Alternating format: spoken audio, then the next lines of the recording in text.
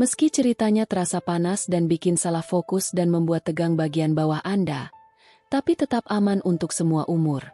Kalau kalian suka dengan cerita ini, jangan lupa untuk tekan tombol subscribe, supaya kalian tidak ketinggalan cerita-cerita seru berikutnya. Jangan lupa juga untuk like agar kami semakin semangat membuat kisah-kisah menarik lainnya. Dan tulis pendapat kalian di kolom komentar tentang bagian mana yang paling bikin kalian ikut hanyut dalam alur cerita ini. Nama saya Dina. Saya adalah seorang perempuan yang baru saja bergabung dengan sebuah perusahaan kreatif ternama di kota. Sebagai seseorang yang baru lulus kuliah, bekerja di perusahaan besar ini adalah kesempatan yang sangat saya syukuri. Saya percaya ini adalah langkah awal yang besar untuk memulai karir saya. Namun, seperti kebanyakan orang yang baru memasuki dunia kerja, saya merasa cemas, khawatir tidak mampu memenuhi ekspektasi.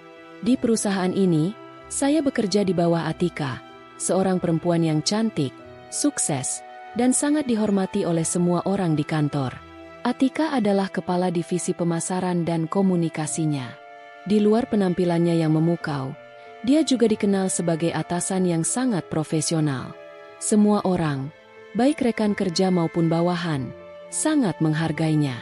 Tidak hanya karena kecantikannya, tetapi juga karena kecerdasannya dalam memimpin dan kemampuannya untuk membuat suasana kerja lebih nyaman. Namun, meskipun saya merasa nyaman berada di bawah kepemimpinan Atika, saya juga mulai menyadari bahwa kenyamanan itu mungkin hanya sementara. Ada saat-saat di mana saya merasa terlalu bergantung padanya. Saya pun harus belajar bahwa kenyamanan yang diberikan oleh Atika, walaupun sangat berarti, bukanlah solusi untuk segala masalah. Awal yang canggung. Hari pertama saya bekerja di perusahaan ini adalah campuran antara kegembiraan dan kecemasan.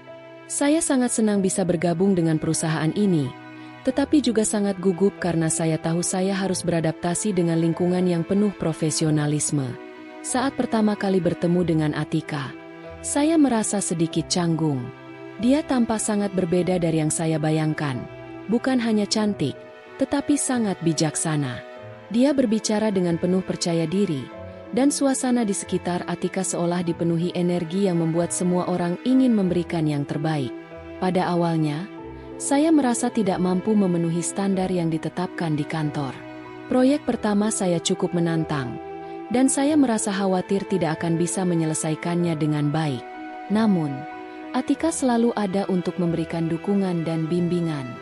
Dia memberi saya banyak kesempatan untuk berkembang, mempercayakan saya dengan tugas-tugas yang menantang, dan memberikan umpan balik yang konstruktif. Ada sesuatu yang sangat menenangkan dari cara Atika berbicara dan memberi arahan, yang membuat saya merasa seperti berada di tempat yang aman. Dina, kamu memiliki potensi yang besar. Jangan takut untuk belajar dan membuat kesalahan. Kami di sini untuk mendukungmu, kata Atika di sebuah pertemuan kecil setelah saya menyelesaikan tugas pertama saya. Kata-katanya sangat menenangkan, dan saya merasa diberdayakan. Atika memberikan saya kenyamanan, yang saya rasa sangat penting bagi seseorang yang baru memulai karir. Saya merasa bahwa saya berada di bawah bimbingan yang tepat, dan suasana kerja di sekitar saya begitu mendukung. Tantangan yang tak terduga. Namun, kenyamanan itu mulai terasa berbeda ketika proyek besar yang kami kerjakan mendekati tenggat waktu. Tugas saya semakin berat, dan saya mulai merasa kesulitan untuk mengikuti ritme kerja yang cepat. Meskipun Atika selalu memberi semangat dan mempercayakan saya dengan berbagai tugas, saya merasa tekanan itu semakin besar. Setiap kali saya merasa kewalahan, Atika akan datang untuk memberikan kata-kata penyemangat. Dina, aku tahu kamu bisa. Jangan khawatir, kita akan menyelesaikan ini bersama-sama, katanya dengan senyum yang penuh keyakinan. Namun, meskipun saya merasa tenang sejenak, saya juga mulai merasa terlalu bergantung pada kenyamanan yang diberikan oleh Atika. Saya tahu dia sangat peduli dan ingin saya sukses, tapi saya juga sadar bahwa saya harus belajar untuk mandiri dan tidak hanya bergantung pada bimbingannya. Suatu hari, ketika saya merasa sangat tertekan, Atika memanggil saya ke ruangannya. Waktu itu, saya sedang berada di ujung kesabaran, merasa kesulitan mengatasi semua pekerjaan yang ada. Dina, aku tahu kamu sedang berusaha keras. Tapi ingat, Kamu tidak perlu menyelesaikan semuanya sendirian. Kalau kamu merasa kelelahan, kita bisa bicara dan mencari solusi bersama, kata Atika dengan lembut.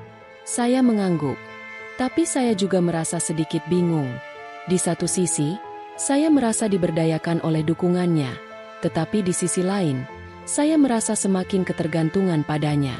Saya tahu bahwa kenyamanan yang dia beri adalah berkah. Namun saya juga sadar bahwa saya harus belajar untuk berdiri di atas kaki saya sendiri. Pelajaran penting. Atika melihat keraguan di wajah saya. Dina, jangan takut untuk mencoba hal-hal baru dan keluar dari zona nyamanmu. Aku yakin kamu bisa melakukannya. Aku hanya ingin memastikan kamu tahu bahwa tidak ada yang perlu dikhawatirkan.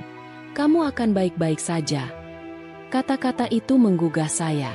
Tiba-tiba, saya merasa seperti ada beban yang terangkat. Atika benar. Saya tidak bisa terus bergantung padanya untuk setiap keputusan yang saya buat. Saya harus mulai mempercayai kemampuan saya sendiri. Kenyamanan yang dia berikan sangat berharga.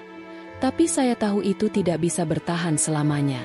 Saya harus siap untuk mengambil tanggung jawab penuh atas keputusan saya dan tidak lagi takut untuk gagal.